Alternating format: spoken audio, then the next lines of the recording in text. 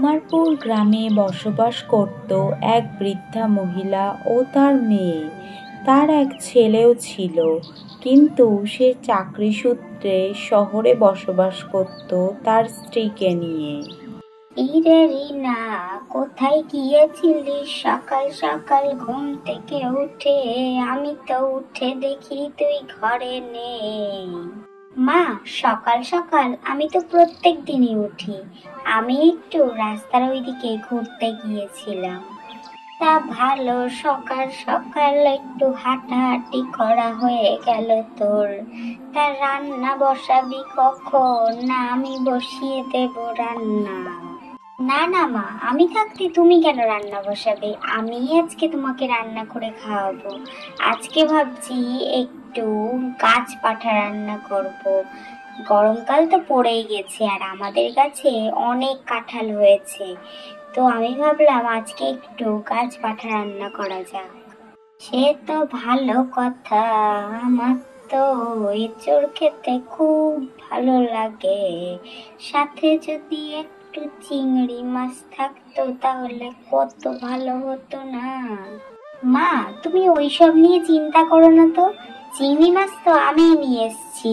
ওই যে সকাল সকাল হাঁটতে গিয়েছিলাম বললাম না, তখনই তো মাছ কাকার সাথে দেখা হলো, সেখান থেকে চিংড়ি মাছ নিয়ে এসছি। তাহলে তো আজকে খাবারটা জমে যাবে। জানিস না, তোর দাদা আজকে সকাল সকাল আমাকে ফোন দিয়েছিল। ও, দাদা ফোন করেছিল? কেন গো মা, দাদা কি এবার চড়কের মেলায় গ্রামে আসবে? না রে রিনা, ও মনে হয় এবার আসতে পারবে না, ওই কারণেই তো আমাকে ফোনটা দিয়েছিল। কেন মা, ও আসবে না কেন? দাদার বৌদি কতদিন হয়ে গেল এখানে আসে না। আমি তো ভাবলাম এবার চড়কের মেলাতে খুব মজা করব। আমি কি করব বলতো বাচ্চা? ও তো আমাকে ফোন করে বলল ওর নাকি কাজের খুব চাপ, তাই ও আসতে পারবে না। আমি সেখানে কি বলতে পারি বল? ঠিক আছে মা, তুমি মন খারাপ করো না, আমি যাই, এসব চিংড়িটা ঝটপট করে রান্না করে ফেলি, নাহলে বেলা বেড়ে যাবে, তারপরে খেতে খেতেও অনেক দেরি হয়ে যাবে। যাই। এরপরে রিনা রান্নাঘরে গেল রান্না করার জন্য।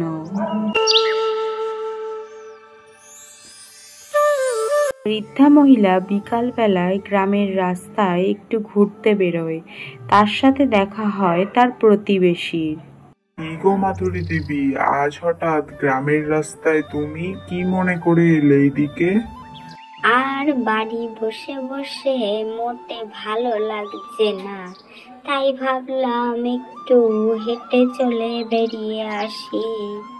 তা তুমি ভালো কাজ করেছো, বাড়ি বসে বসে আর কতই বা ভালো লাগে মানুষের। ওই জন্যই তো রাস্তার দিকে একটু ঘুরতে এলাম। তা এবার চড়কের মেলায় তোমার ছেলে বৌমা আসছে তো? না রে বাবা, আমার ছেলে আজ সকালেই আমাকে ফোন দিয়েছিল, বলল ওর কাজের নাকি খুব চাপ চলছে এখন, এই বছর মেলায় মনে হয় আর ওরা আসতে পারবে না রে। ওরা তো বেশ অনেক দিন হয়ে গেল এদিকে আসে না। তা তোমরা কিভাবে সংসার চালাও? টাকা টাকা পাঠায় তো তোমাদের ঠিক মতন? হ্যাঁ, সেই সব কর্তব্য আমার ছেলে ভালো করে মনে করে করে, সেসব দিকে কোনো দিন ভুল হয় না তার। তা ভালো কথা, সেসব দিকে যদি ভুল না হয় তাহলে তো খুবই ভালো। তা আমি আসলাম, আমার ওইদিকে একটা কাজ আছে। হ্যাঁ বাবা, আয় তাহলে।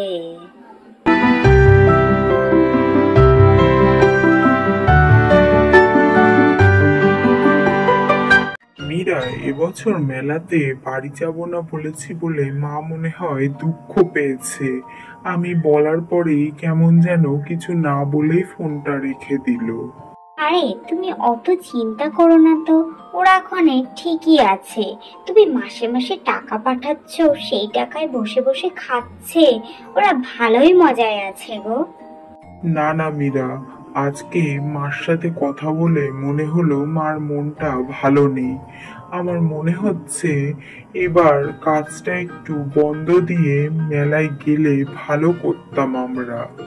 দেখো সুদীপ, তোমার যদি যেতে ইচ্ছা হয় তুমি যেতেই পারো, কিন্তু আমাকে বলো না ওই গেও গ্রামে যেতে।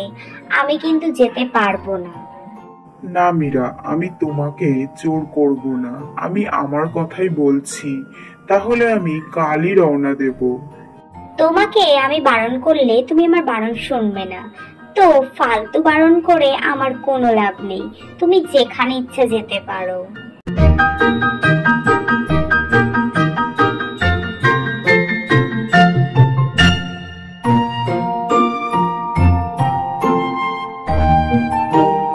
পরের দিন সকাল সকালই সুদীপ গ্রামে এসে হাজির হয়। মা, ও মা, কোথায় তোমরা? বোন কোথায় রে? আমি বাড়িতে এসছি, তাড়াতাড়ি আয় তোরা। দাদা, তুই এসছিস? তুই তো বলেছিলিস আসবি না। এসেছিস বাবা, খুব ভালো করেছিস। আমার তো খুবই মন খারাপ হয়ে গিয়েছিল শুনে যে তুই আসবি না। তোমার সাথে কথা বলেই আমি বুঝতে পেরেছিলাম তোমার মন খারাপ হয়েছে। ওই জন্যই তো আমি সমস্ত কাজ বাদ দিয়ে তোমার কাছে ছুটে চলে আসলাম মা। ঠিক আছে ঠিক আছে, আর বাইরে দাঁড়িয়ে থাকতে হবে না। অনেক ভোর ভোর বেরিয়েছিস মনে হচ্ছে, না হলে এত তাড়াতাড়ি চলে আসিস। চল ঘরে চল, ঘরে গিয়ে বসবি। হ্যাঁ দাদা, চল ঘরে চল, ঘরে গিয়ে বসবি। আজকে আমি নিজে হাতে রান্না করে তোকে খাওয়াবো। চল তাহলে ঘরেই যাওয়া যাক। বল বাবা, কি খাবি তুই? আজকে তুই যা খাবি তাই রান্না করব আমি। ওফ মা, আমি বললাম না আজ আমি রান্না করে দাদাকে খাওয়াবো। তোমাকে কোনো কিচ্ছু রান্না করতে হবে না, তুমি শুধু দাদার সাথে বসে গল্প করো, তার মধ্যে দেখবে আমার সব রান্না হয়ে গেছে। আরে আরে আরে, তোমরা দুজনে মিলে কি শুরু করলে বলো তো? আমি কি এই বাড়ির আত্মীয় নাকি? তোমরা যা রান্না করবে আমার জন্য আমি তাই খাবো।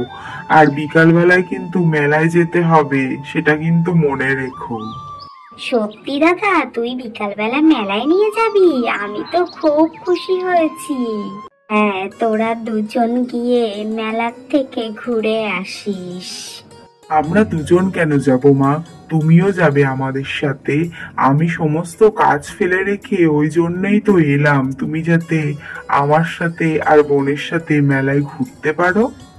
ঠিক আছে ঠিক আছে, তোমাদের কথাবার্তা অনেক হয়েছে, এবার আমি যাই, রান্নাটা ঝটপট করে সেরে নেই, না হলে বেলা হয়ে যাবে। তারপরে খেতে দেরি হলে মেলায় যেতেও দেরি হয়ে যাবে। হ্যাঁ রে বোন, যা তাড়াতাড়ি গিয়ে রান্না কর, আমার তো খুব খিদে পেয়েছে। আরো তুই রান্না করবি বলেছিস বলে তো আরো বেশি খিদে পেয়েছে আমার। ঠিক আছে ঠিক আছে, আমি তাহলে যাচ্ছি, রান্না করে নিয়ে আসি।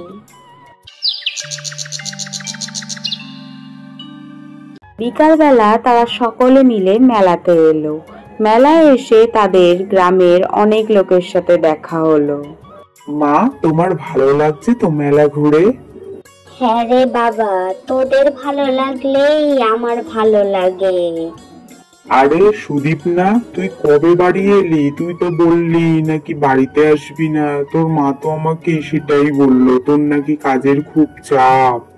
হ্যাঁ কাকা, আমি তো আজ সকালেই বাড়ি এসেছি। আমার কাজের চাপই ছিল, আমি মাকে বলেও দিয়েছিলাম যে আমি আসতে পারবো না, কিন্তু কি যে একটা মনের টান দিল, সেই জন্যই তো সমস্ত কাজবাজ ফেলে আমি চলে আসলাম। তা ভালো করেছিস বাবা, তোর মা আর বোনটা একা একাই থাকে, অনেক দিন তো তুই গ্রামে আসিস না, তা মেলার সময় এসেছিস, খুব ভালো করেছিস। উফ, তোমরা মেলায় এসে এত কেন দাঁড়িয়ে গল্প করছো বলো তো? চলো না আমরা একটু মেলাটা ঘুরে দেখি। মা, তাড়াতাড়ি চলো, তোমার মেয়ে কিন্তু ক্ষেপে গেছে, মেলা ঘুরে দেখাতে হবে ওকে। হ্যাঁ বাবা, চল মেলাটা একটু ঘুরেই দেখি আমরা।